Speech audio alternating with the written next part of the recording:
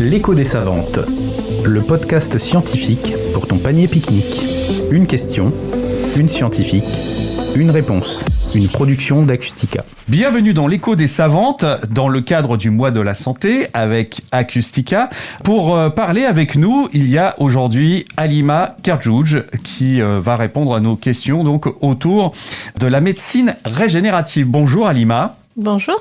Vous êtes professeur des universités et membre du laboratoire BIOS à l'université de Reims-Champagne-Ardenne. Tout à fait. Alors Halima, la régénération cellulaire, tissulaire, peut-elle nous permettre d'augmenter notre durée de vie ? Ça, on en rêve, tous. Oui, tout à fait. Ce serait top. Mais peut-être dans le futur, mais là, on va parler plus... L'espoir, c'est d'améliorer la qualité de vie des personnes atteintes de certaines pathologies. Donc, des personnes atteintes de certains cancers où il y a eu l'ablation de la tumeur. L'idée, c'est de venir réparer et de remettre l'intégrité du corps. Oui, mieux vieillir en tout cas. Tout à fait. Ouais, c'est ça. C'est en gros, comme une voiture, on remplacerait nos pièces, quoi. Oui, avec des pièces qui sont quasi d'origine. Alors, à partir de quelle matière première, quelle source de cellules peut-on justement prétendre à réparer un corps humain ? Notre objectif, c'est de trouver une source universelle. Et les recherches actuelles s'orientent vers l'utilisation des tissus périnataux. Tissus périnataux, donc on connaît le placenta, on connaît le cordon ombilical. Et ces tissus sont des déchets biologiques qui renferment des cellules qui ont une grande capacité de régénération. Donc l'idée, c'est d'aller les récupérer. Au lieu d'incinérer les tissus, de les jeter et de les incinérer, c'est d'aller extraire ces cellules et de les réutiliser pour régénérer des tissus ou des organes. C'est quelque chose que vous faites déjà ?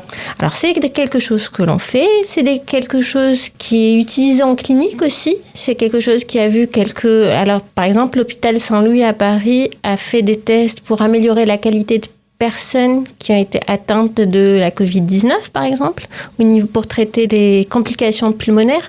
Donc oui, c'est des choses qu'on fait. Et concrètement, quand on part d'un cordon ombilical, quelle est ensuite la suite du processus ? Au niveau de la maternité, on récupère le cordon. Il arrive au laboratoire de recherche chez nous ou quand c'est à l'hôpital, ça arrive dans des unités de thérapie cellulaire et tissulaire. On digère ce cordon, on extrait les cellules. On les met en culture, donc on leur donne de quoi se développer. Et quand on en a assez, on les donne aux médecins qui les réinjectent aux patients. Est-ce qu'il y a d'autres choses dans le cordon ombilical qu'on peut récupérer aussi ? Oui, il y a toute la matrice. Donc le tissu, ils ont une matrice dans laquelle se développe. Et cette matrice est riche en collagène, c'est riche en acide hyaluronique, par exemple. L'acide hyaluronique est utilisé contre le vieillissement et le comblement des rides. Donc on peut également extraire ces produits et les réutiliser en médecine régénératrice. Mais alors, on n'est pas sur de la grande échelle de réparation quand on fait ça, si ? Ah si, ça dépend. Alors nous, au laboratoire, non. Mais si, par exemple, dans le Grand Est, il y a un laboratoire à Nancy qui fait de la production à grande échelle. Ils ont des grands bioréacteurs qui mettent ces cellules du cordon ombilical dans des microporteurs et développent des quantités à l'échelle industrielle. Si on veut parler de manière un peu plus concrète, ça veut dire qu'on peut s'en servir pour combien de personnes ? Alors à partir d'un cordon ombilical, on peut avoir plusieurs milliers de cellules. Merci Halima Kerdjouj. Merci. L'écho des savantes, le podcast scientifique pour ton panier pique-nique. Une question, une scientifique, une réponse. Une production d'Acustica.